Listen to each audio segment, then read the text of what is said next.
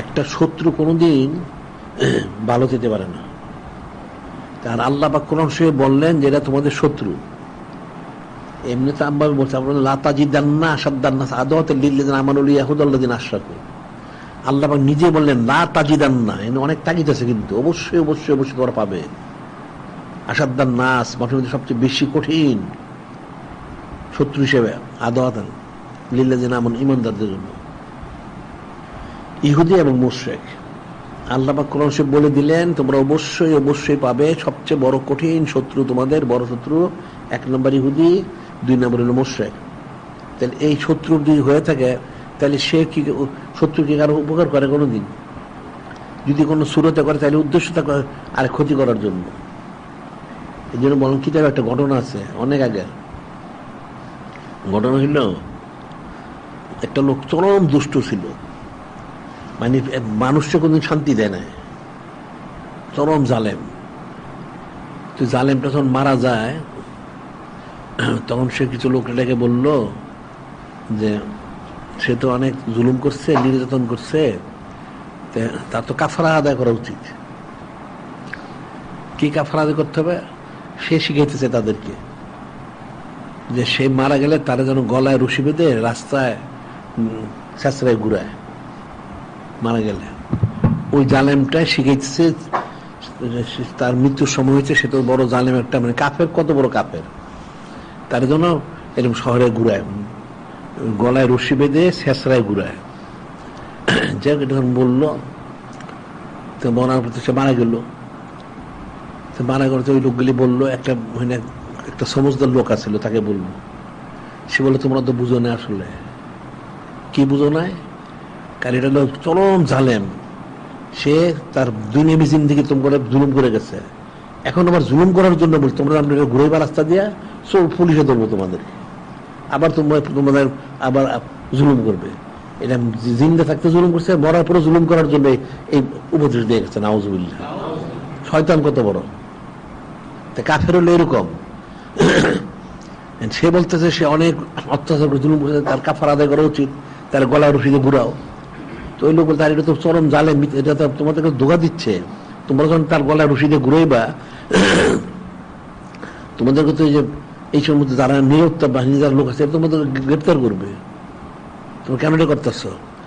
এটা উদ্দেশ্য হলো এটা জিন্দা থাকতে কষ্ট দিয়ে গেছে, মরার পর তোমাকে কষ্ট দিব। নাউজুবিল্লাহ। কাফের হলো শ্রেণীর, এগুলি হায়াতে হোক আর মৌতে হোক, যেভাবে হোক মুসলমানকে ক্ষতি করতেই হবে। নাউজুবিল্লাহ, এটা তো একদম জীবন শপথ। এখন খাওয়াই হোক না খাওয়াই হোক নানান নাম দিয়া, এখন এই ভ্যাকসিনের নাম দিয়ে করবো, ওইটার নাম দিয়ে করবো, সেটার নাম দিয়ে করবো, হ্যাঁ তোমাদের উপকার আমরা চাই, এই মিথ্যা কথাগুলি। উদ্দেশ্য মুসলমান ক্ষতি করা। মুসলমানরা এই জিনিসটাই বুঝতে পারে না, আওয়ামুন্নাস তো বুঝবেই না, যারা আলেম সুবিধা এই রীতি বুঝে নেয়।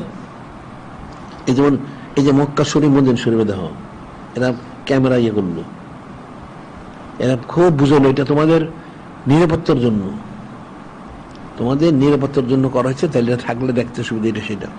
আর এই অথর্ব মুসলমানগুলি সেটাই বুঝলো, উদ্দেশ্য হলো যে তাদের ইমানটা নষ্ট করা।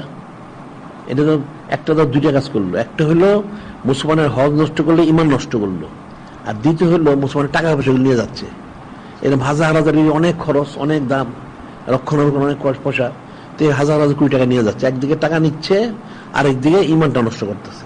আর ওই অথর্ব মুসলমানগুলো এটাই মনে করলো, তো এত বছর নিরাপত্তা দিল কে? এখন যে তারা তাদের কথিত ক্যামেরা দ্বারা তার নিরাপত্তা দিবি, এত বছর কে নিরাপত্তাটা দিল? এটা কি প্রয়োজন আছে? এই জন্য ওলামাই সুগুলি এরা ছবি তুললে প্রচার করে, জিনিসটা প্রচার করতে হবে, সবাই করে, তাই করবে। এত বছর প্রচার হইল কেমনে? তুই জিনিসটা পালি করতে তুই কি ছবি দেখে মুসলমান দিলি? তাইলে আর এটা তো আল্লাহ ক্ষুদ্রতি বিষয়, এটা তো হারাম জিনিস।